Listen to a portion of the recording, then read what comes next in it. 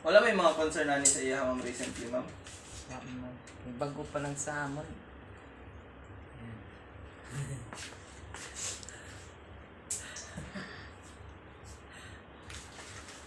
Pero okay naman ang yung ipon mo, may problema. Parang asis.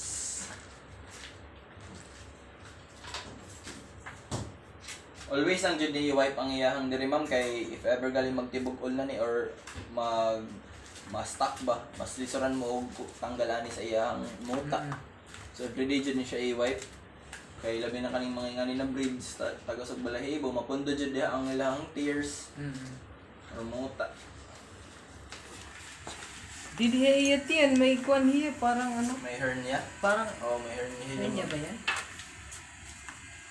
Parang, Kung siya ma'am sa iyahang pusod ni, usually pag ingani ang case,